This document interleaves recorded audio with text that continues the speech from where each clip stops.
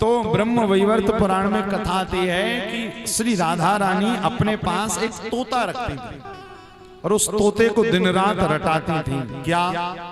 कृष्ण कहो, कृष्ण कहो, कृष्ण कहो बाबरे, कृष्ण कहो, कृष्ण कहो, कृष्ण कहो बाबरे। अच्छा, तोते का स्वभाव क्या होता है? जल्दी रट जाता है, रट लेता। उसने रट लिया कृष्ण कृष्ण कृष्ण। तो श्री राधा रानी को लगा कि अब इसको कृष्ण रट गया है, मतलब अब कभी कन्हैया आएंगे तो ये जान जाएगा कि कन्हैया है।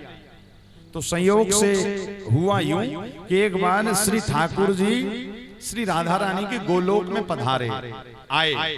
जब पधारे तो गोलोक में आने के बाद में सबने तो श्री ठाकुर जी को प्रणाम किया, कन्हैया को प्रणाम किया, किंतु राधा रानी ने जिस तोते को कृष्ण कृष्ण रटाया था उसने प्रणाम नहीं किया।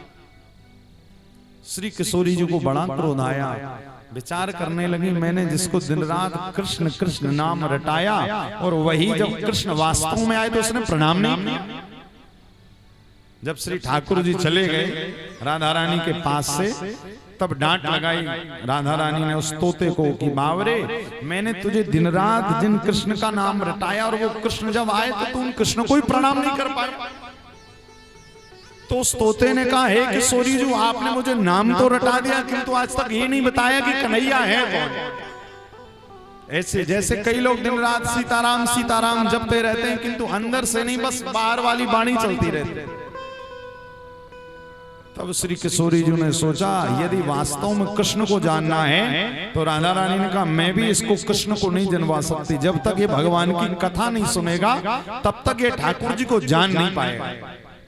और वही संयोग जब प्रकट हुआ कि जब भोले बाबा माँ पार्वती को कथा सुना रहे थे, उसी समय श्री राधा रानी के गोलोक से वो तोते को श्री किशोरी जी ने उस गुफा में प्रकट कर दिया। क्योंकि तोते का स्वभाव होता रटने का, होता है कि नहीं होता? दिन रात आपने देखा कई लोग घरों में टांग कर रखते हैं, उसको नाम रटा दो। एक बार एक संत अपने आश्रम में एक कोई बहेलिया शिकारी उस तोते को मारने का प्रयास कर रहा था, तो संत को बड़ी दया आ गई तो उस तोते पर मलहम पट्टी कर अपने आश्रम में टांग दिया और उस तोते को दिन रात रटाते संत जी। क्या क्या रटाते? बोले शिकारी आएगा, दाना डालेगा, जाल फैलाएगा, फंसना मत, फंसना मत। ये रटाते उसको तोते को। तोता रट गया, तोते ने रटना शुरू किया। क्या? शिकारी आएगा, दाना डालेगा, जाल फैलाएगा, फंसना मत, फंसना मत। संत भगवान 1 महीने तक रटाते रहे, उस तोते को ये बात रट गई। अब तोता बस यही कहता, शिकारी आएगा, दाना डालेगा, जाल फैलाएगा, फंसना मत, फंसना मत। संत ने कहा चलो अब इसका जीवन सुरक्षित हो गया, कल के दिन यदि मैं कहीं गया तो कम से कम ये तोता शिकारी आएगा, दाना डालेगा भी तो ये फंसेगा नहीं, क्योंकि इसने रट लिया। अब जब संत जी चातुर्मास करने के लिए दूसरे आश्रम गए तो तोता आश्रम में अकेला, और संयोग से शिकारी बहेलिये ने देखा कि आश्रम में कोई है नहीं तो उसने दाने डाले। अब देखिएगा तोता रट रहा है वही वाली लाइन।